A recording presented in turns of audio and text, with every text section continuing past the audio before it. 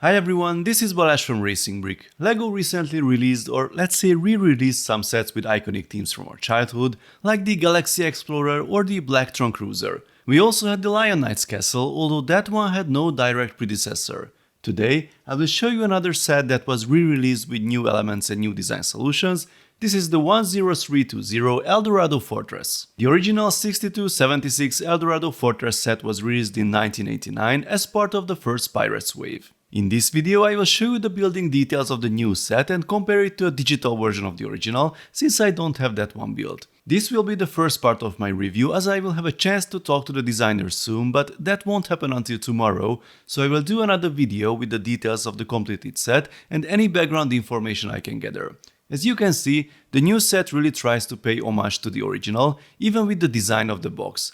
The look is very similar, with a few updates here and there, but the overall build and the set itself really looks like the old version. It's nice to see that LEGO can be flexible with the box design when needed. This is an 18+ icon set, but it still has a nice and colorful box, a very rare example these days. The back of the box also has a beautiful design with the map in the background and all the pictures showing the small details and storytelling possibilities of the set. Unlike the original, this set is modular and can be rearranged, a very nice modern touch. Let's open the box. The set has 1509 pieces, the price is €215 or dollars, and the VIP early access starts on the 4th of July on LEGO.com. You can find the product link in the top right corner and also in the description. We have 20 numbered bags with 10 building phases, 1 unnumbered and 1 paper bag with the nice and colorful sails. This is the envelope in the instructions, we get 4 of those. They have the new white background and a slightly annoying detail that I've noticed with other sets: there is no numbering on the instructions. You would think that the largest manual is the first one, but no, the first one is this with the QR code. Yes, the build is modular and I assume the lack of numbering tries to encourage group building, but I would appreciate a reference on the manuals themselves. At the beginning there is a nice introduction and some interesting facts about the original set, then some detailed comparison photos where you can see how the set has changed and what the story behind it might be. Then a few words from the designer and we can start building. First we build a simple rowboat. We already had this flag in the Pirates of Barracuda base set, but with a different ID. Then comes the larger ship with a brick-built hull. Here is a very interesting assembly with all these seemingly unrelated parts ending up with one smooth uniform surface. Some fine details added on the side with jumper plates and cheese slopes. Here's a little Technic assembly just to make me happy. This one is pretty tricky because the assembly for the bowsprit has to be attached at the ends first, then the middle part has an attachment point as well. This mast piece with the pinholes has been in several sets and somehow I've never encountered it. I wonder if it can be used for some Technic builds. We need to slide in these cross axles for added stability. A surprising appearance of some minifigure lances that I last saw in the Lion Knight's castle. Time to add the first sail. It looks great, but the mounting process is a bit tricky. We need to add these 1x1 hollow pieces to hold it in place. Here is the second sail, which was also difficult to assemble. Here we use the shorter rope, then comes the flag, and the last tricky part is the long rope with the third sail. Now the ship is ready. Back 2 begins with a large blue plate. We start building the base of an island section. Here is the first puzzle. We have to put this letter in the box and hide it in the base. I wonder who is it for. I guess Star Wars fans will appreciate these sections because there are a lot of grey parts to add. There are 2 shades of leaves used and you won't notice it until this point, better pay attention to this going forward. After adding the first white pieces, we quickly get to the end of phase 2. In this barrel we need to add the printed gold coins. If you don't find all 4 of them, you better check all the pieces because they can easily hide inside, and it's actually quite a challenge to get them out. The island expands and it is quickly reinforced with some additional pieces. I'm not sure what this thing is, but it certainly has a lot of round 1x1s. Here's another interesting structure that requires some patience as it becomes a brick-built ramp covered with cobblestones. The connection method with the towels is cool, they are easy to snap in place.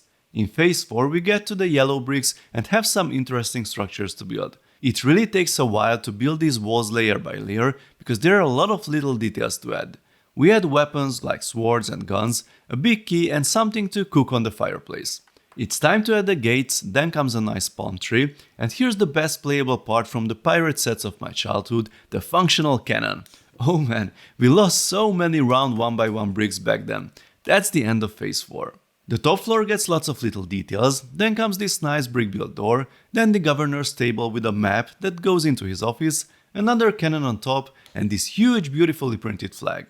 We start to build another part of the island, and here is a treasure chest, but unfortunately it remains empty. 3 barrels come on top, and apparently someone didn't close the tab properly. The construction continues, and this is the first appearance of these castle wall pieces in the set, this time in white. Here is a storage area with tools, a ladder, and another cannon goes on top with a parrot.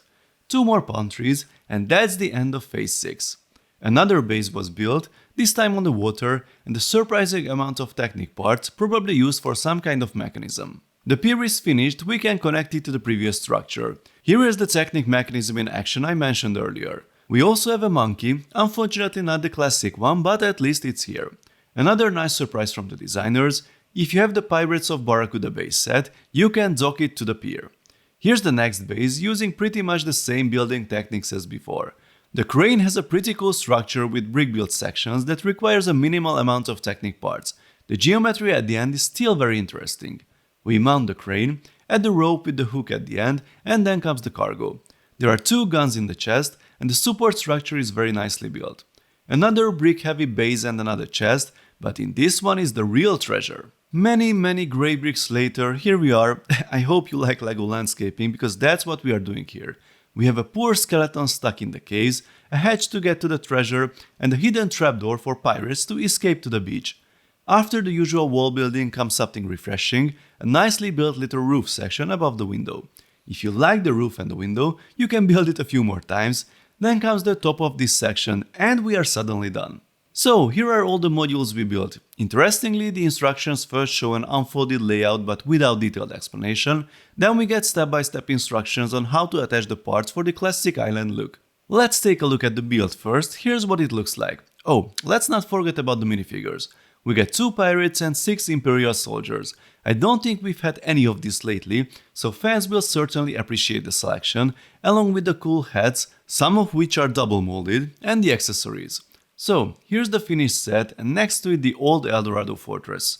You can see how the designers try to capture the essence and important details of that, but also add modern solutions and of course replace the 3D baseplate with a brick-built version. I like the look of the original, but the new model definitely has a lot more details. Okay folks, that's all for today. Tomorrow I will have a chance to talk to the designers, so please let me know all your questions about the set, the build, the different solutions. I will do my best to bring you the answers in my next video, together with all the details and play options of the build, and of course my final verdict. If you like this video, then please give it a thumbs up, and don't forget to subscribe with notifications as more exciting LEGO videos are coming soon. See you next time, bye bye.